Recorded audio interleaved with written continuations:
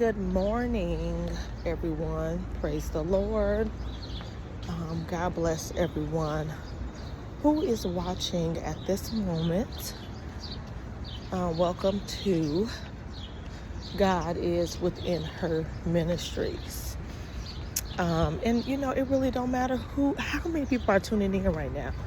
I'm thankful for at least one viewer, at least one person who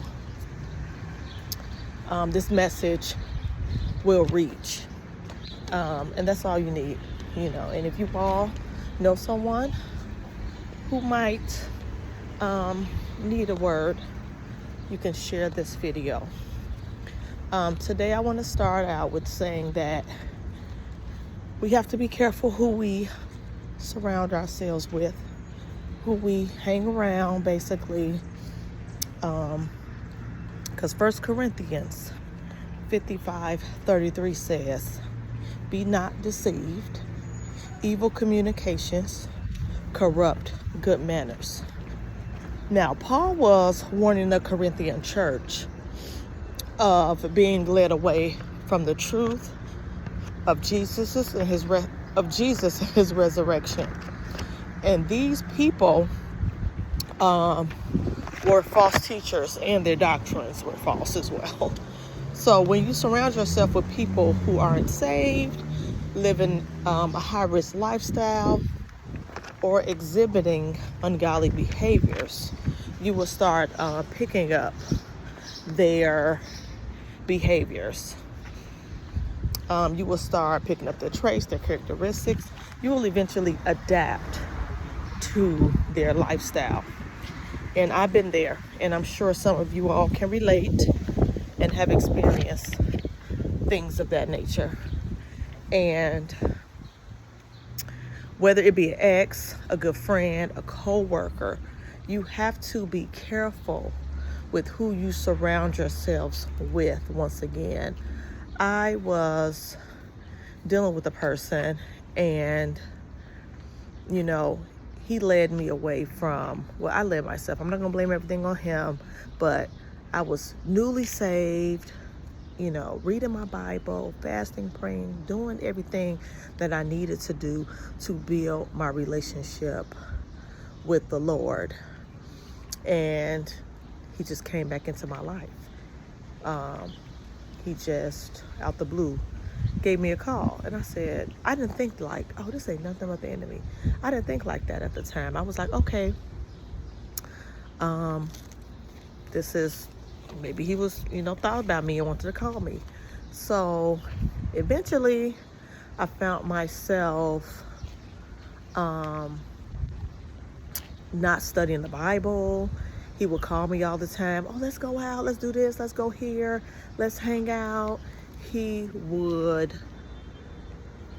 interrupt like prayer and my Bible reading and studying the word. And I found myself, I was with him all the time. I was coming in late at night. I was drinking more than normal. Like, I wouldn't have a glass of wine. We'd be out drinking for hours. And I was like, you know what? I got delivered from this spirit of drinking, of alcoholism. I got delivered from that, and now I was finding myself back in the same cycle. And I had to distance myself. I was like, Lord, I need an opportunity where I can just stop talking to him in a nice way. Like, I didn't want to be like, oh, I can, even though I should have been like, look, my walk is different, and eventually he faded out. So, but my walk was different, and me and him were not on the same page. And I have to catch myself, because I worked in environments where my coworkers were worldly. They were not saved. We didn't have the same belief system when it came to certain things. And let's go out. Oh, let's go out. Let's have a good time. And I went out with them, knowing I shouldn't have. But I was just like, I feel like I was a people pleaser at that time. I was always trying to, didn't want to say no, like didn't want to be like, look like a party pooper, so to speak. So I was just really people pleasing and not God pleasing. And that's what I had to work on with myself. I said, it's not meant for me to bar hop and to party. That's not my walk. You have to leave the worldly things behind. Pick up your cross and follow the Lord. And I was glad, like I feel like the Lord delivered me from that situation too, because I had to be transferred to another school, because that school got rid of like certain contracts. So I was like, oh God, that was a lifesaver. And now I'm better. So now I know, like when I'm invited out, oh, I ain't gonna make it. I ain't gonna come. I can't be there. Sorry.